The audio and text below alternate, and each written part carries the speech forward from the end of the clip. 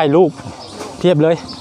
เอาข้าวเม่าอะไรวะถุง1 ถุงละ100เพิ่นมีข้าวเม่าแล้วก็มีปาเต้น้ำปาเต้ขายเท่าไหร่ครับ3 3 100ได้มีโอกาสมาจากวัดหนองคายเราก็เลยมาแวะตลาดบ้านใหม่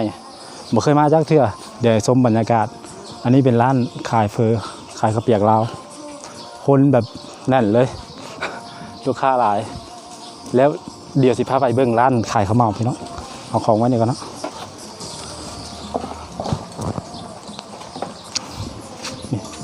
ไม่ค่าเพิ่นงามนะนี่ร้านข้าวเม่าร้านไข่ลูกเทียบเลยเอาข้าวเม่าอะไรวะถุง1 ถุงละ100เพิ่นมีข้าวเม่าแล้วก็มีปาเต้น้ำปาเต้ขายเท่าไหร่ครับ3 5 3 100ปาเต้3 อันในกับมากะโอ้แซ่บอยู่แล้วบ่เป็นหยังหรอกครับถ่ายแม่ค้าเนี่ยคนน่ะนี่เด้อตลาดบ้านใหม่จากวัดหนองคายคันมีโอกาสก็มาแวะพี่น้องปาเต้เนี่ยนิ่มๆใหม่ๆสดๆเลยแล้วก็มีข้าวเม่ามีไข่ลูกมีทุกอย่างร้านนี้ถือว่าเป็นของฝากแบบระดับโปรกินปาเต้อยู่ปะเอาอยู่ปะบ่เป็นอย่างในห้องเลี้ยงเอาอันนี้2 ชุดปาเต้ชุดละ100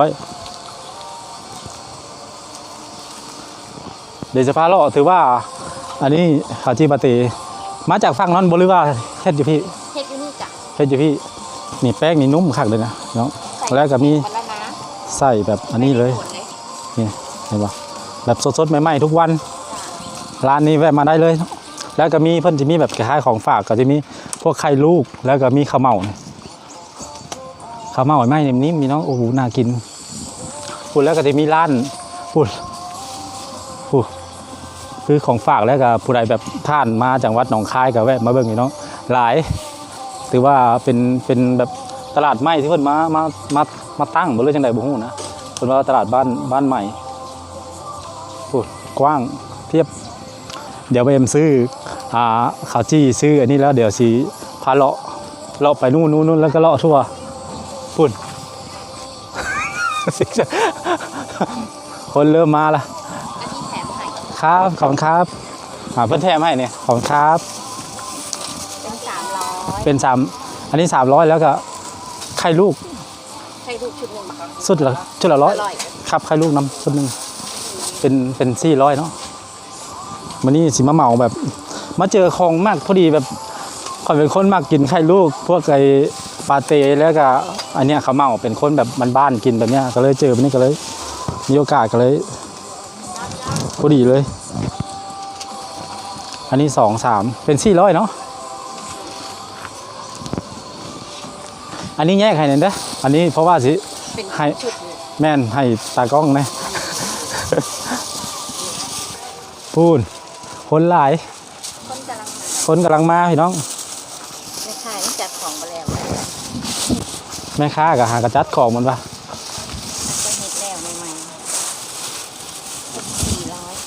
ครับผมขอบคุณครับ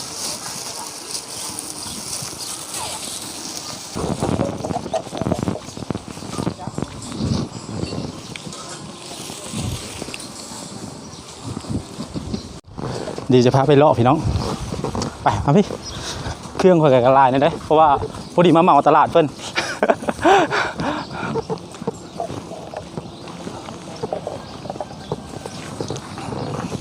อีลุงตุงนางพี่น้องของฝากของต้อนเนาะคือนานๆจะได้มาแบบนี้นะก็เลยมาเห็นของมากก็เลยอันนี้เลยเต็มไม้เต็มมือรอบนี้อันนี้เพิ่นจะเป็นศูนย์อบรมนะศูนย์อบรม นี่เป็นห้องเดี๋ยวก็จะมีคนมาหลายเนาะ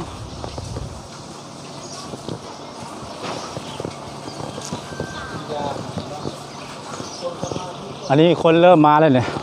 เป็นแบบคนเริ่มมาหลายแล้วฝั่งน้องก็หลายถ่ายได้อยู่เหรอ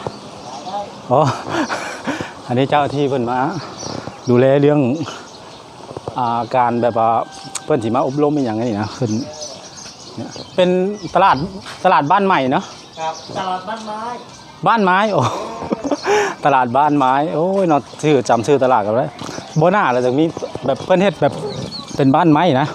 ตลาดบ้านไม้หนองคายเนาะอันนี้คนเริ่มมาหลายแล้ว อันนี้บริษัทที่ข่อยมาเนี่ยเพียบเลย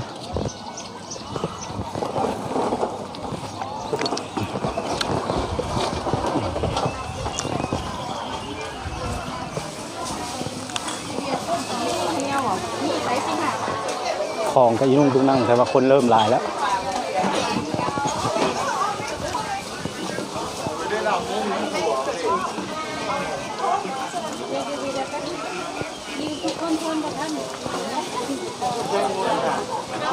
ตอนนี้เขาจะหาบนนั่งกันบนนั่ง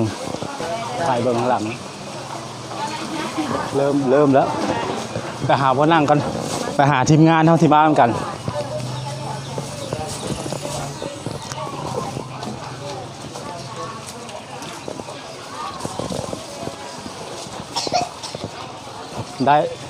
ได้แล้วแต่ผมมีบนนั่งหน่อยมีบนยืนนี่เป็นบ้านเป็นตลาดบ้านไม้บ่เห็นปะในคนส่วนมากเพื่อนจะเห็นแบบเป็นทรงแบบทรงโบราณนะเป็นทรงต้นแบบมีแต่เสาไม้แบบโบราณนะเป็นพื้นที่กว้างอยู่แล้วพี่น้องน่าสิหลายไร่อยู่โอเคประมาณนี้เนาะเดี๋ยวสิหาถ่ายใหม่คลิปนี้ประมาณนี้เนาะขอบคุณหลายๆที่เข้ามารับชมขอบคุณครับ